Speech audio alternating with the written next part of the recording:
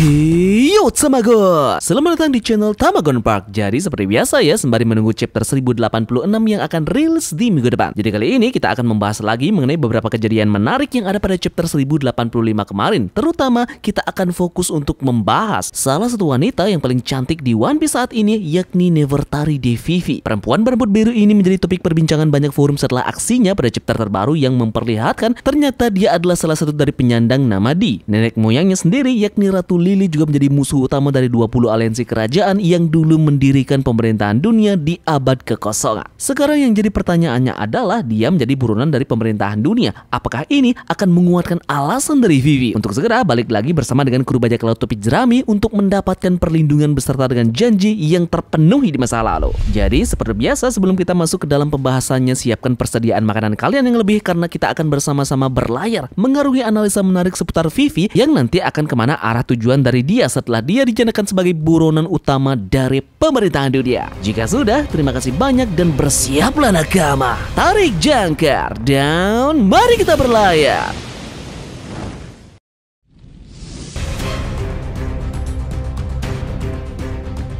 Vivi adalah nama yang tidak asing di telinga kita. Namun jika kita mendengar nama Nefertari Vivi, itu akan sedikit baru karena tentu saja kita mengetahui bersama pada chapter 1085 terkonfirmasi bahwa keluarga Nefertari termasuk ke dalam penyandang nama D yang terbaru. Jadi dengan Nefertari yang sudah terungkap nama asli dari mereka, ini pun menambah lagi deretan orang-orang yang berinisial D yang terungkap. Jadi terkonfirmasi sudah saat ini ada 14 orang yang sudah menyandang nama D. Mereka adalah Monkey D. Luffy, Monkey D. Dragon, Monkey D. Garp, Marshall D. Teach, Jaguar D. Saul, Trafalgar D. Waterloo, Goldie Roger, Porgas D. Roach, Porgas D. Ace, Rox D. Sebek, dan 4 lagi yang terbaru, Nefertari D. Lily, Nefertari D. Cobra, Nefertari D. Titi, dan terakhir Nefertari D. Vivi. 14 dari orang ini disinyalir punya hubungan dekat dengan kerajaan kuno yang megah pada zamannya, yang memang dikalahkan oleh 20 aliansi kerajaan yang sekarang bernama pemerintahan dunia. Nah, untuk saat ini tidak jelas apakah arti dari inisial D ini, tetapi tampaknya semua berbagi keinginan yang mendalam untuk kebebasan dan juga memiliki keyakinan kuat pada impian dan juga takdir mereka sendiri. Nah, ketika D ini muncul, biasanya akan terjadi keributan ataupun perdamaian dimanapun itu berada. Mereka akan mengaduk-aduk segalanya dalam skala global, entah itu baik atau buruk. Banyak sekali peristiwa yang mengguncang dunia yang dipicu oleh D ini, termasuk perang, perubahan pemerintah, dan juga sekarang adalah era baru. Nah, para orang-orang ini sendiri tidak menyadari arti D sebenarnya pada nama mereka. Ini pun juga semakin diperjelas oleh perkataan dari Im Sama kepada Raja Cobra dengan orang-orang dengan penyandang nama D ini, seperti layaknya cangkang kosong yang tidak tahu menahu tentang arti dari nama mereka sendiri. Nah, penyandang nama D kembali berulah dan sekarang kejadian itu ada pada rapat Reverie. Raja Alabasta yakni Nefertari D. Cobra benar-benar bersuara vokal dalam rapat ini. Ia menjadi garda terdepan, menjadi orang yang pertama setuju akan penghapusan dari sistem Shichibukai. Belum lagi dengan nekatnya beliau yang ingin bertemu dengan kelima Gorosei dengan tujuan ingin tahu tentang kejadian selama Void Century terjadi. Namun sayangnya dalam pertemuan tersebut terjadi hal yang benar-benar di luar dugaan dengan tewasnya Raja Cobra di tangan elit dari pemerintahan dunia. Jadi dengan ini, satu-satunya keluarga Nefertari yang tersisa adalah Vivi yang sebelumnya juga menjadi target utama dari pemerintahan dunia dengan rencana awal menculiknya dalam rapat ini dengan mengutus agen pemerintahan dunia yakni Chipperpol IG-0. Namun di luar kendali, Vivi ternyata berhasil lolos dan kabur bersama dengan Wapol menjauh dari Maria Joa. Lantas kemanakah arah tujuan yang kali ini dimiliki oleh Nefertari Vivi setelah dia menjadi buronan utama dari pemerintahan dunia? Bukan Yonko, Shichibukai maupun tentara revolusioner. Orang yang kali ini benar-benar mengacaukan pemerintahan dunia saat ini adalah dua orang yang tidak terduga, yakni Vivi dan juga Wapol yang akan menjadi kunci terbongkarnya bobrok dari pemerintahan dunia. Tamakun tidak pernah menyangka bahwa Wapol dan juga Nefertari Vivi akan menjadi alasan mengapa sisi gelap dari pemerintahan dunia akan segera diungkap oleh mereka berdua. Lalu kemanakah dua orang ini akan pergi untuk bersembunyi dari kejaran elit pemerintahan dunia? Nah, posisi mereka pada saat ini berada di kapal dari Morgans, namun secara spesifik belum dijelaskan di mana daerah teritorial yang dimaksud. Dengan alasan diburu dari pemerintahan dunia dan tidak lagi ada jalan untuk kembali ke kampung halamannya yaitu Arabasta. Mungkinkah janji lamanya bersama dengan kru bajak laut topi jerami akan sebentar lagi terwujud dengan kembalinya Putri Vivi yang akan berlayar bersama kru bajak laut topi jerami setelah mereka bertemu kembali di lautan. Sebenarnya ada dugaan lainnya bahwa Vivi kemungkinan besar juga akan menjadi bagian dari pasukan revolusioner selain opsi bergabung kembali ke kru dari Luffy. Pasukan revolusioner bisa saja merekrut Vivi untuk bergabung dengan mereka. Ini dikarenakan Sabo yang juga respect kepada Nefertari D. Cobra kita karena dengan berani dan juga lantang berpidato tentang warisan dari Nefertari Delili. Namun yang paling menarik adalah kuat dugaan di mana Vivi akan balik lagi menjadi bagian dari kru bajak laut topi jerami sebagai nakama terakhir dari mereka.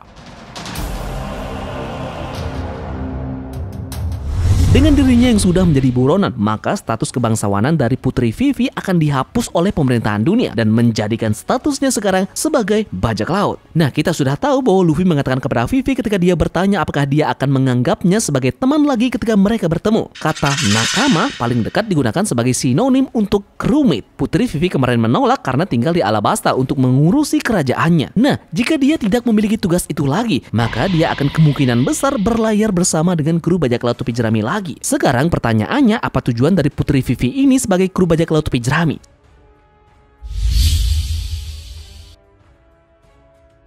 Setiap kru bajak laut topi jerami memiliki mimpi yang berbeda di kapal ini. Misalnya, tujuan dari Nami yang membuat peta dunia hanya dapat dicapai jika dia membantu Luffy mencapai Laudel. Jadi, apa motif dari Vivi bergabung dengan kru bajak laut topi jerami? Tujuan Vivi untuk berlayar dengan Luffy hanya satu, yaitu untuk menghancurkan pemerintahan dunia. Masuk akal karena merekalah yang membunuh ayahnya dan mengambil alih kerajaannya. Demi balas dendam atau hanya untuk menyelamatkan rakyatnya, dia harus menghadapi pemerintahan dunia sebagai musuh. Ini akan memberi Luffy dan juga yang lainnya alasan yang tepat untuk mengejar pemerintahan dunia dengan serius. Tapi jerami selalu diprediksi akan mengakhiri penindasan pemerintahan dunia. Hanya saja sejauh ini, alasan ini juga akan menjadi pendukung yang kuat jika Vivi bergabung dengan kru. Setiap topi jerami memiliki pekerjaannya di kapal. Luffy adalah kaptennya, Zoro adalah pendengar pedang, Nami navigator, dan juga semua kru punya perannya masing-masing. Jadi, apa peran dari Vivi ini nanti di kapal? Vivi akan menjadi ahli strategi, negosiator, dan juga penasehat politik dari bajak laut topi jerami. Bajak laut di dunia One Piece itu berbeda dengan bajak laut di dunia nyata. Bajak laut di One Piece bukan hanya penjahat terorganisir. Mereka memiliki tentara, wilayah, pengaruh politik, koneksi ke orang-orang, dan juga banyak lagi. Siapa yang lebih baik untuk mengatur hal-hal ini daripada mantan putri yang telah belajar bagaimana mengurus negara selama 2-3 tahun terakhir. Apalagi Luffy dan juga kawan-kawannya sudah diakui sebagai bagian dari 4 kaisar lautan. Maka wilayah, pengaruh politik, dan juga koneksi ke orang-orang harus ada seseorang yang mengaturnya. Vivi juga telah menunjukkan kemampuan untuk menyusun rencana untuk pertempuran dan perang selama Alabasta. Rencana perang menjadi lebih penting seperti yang telah kita lihat selama Whole Cake Island dan juga Wado Code. Jadi bajak laut topi jerami sangat membutuhkan tugas dari Vivi ini dalam perjalanan mereka menuju impian mereka mendapatkan One Piece.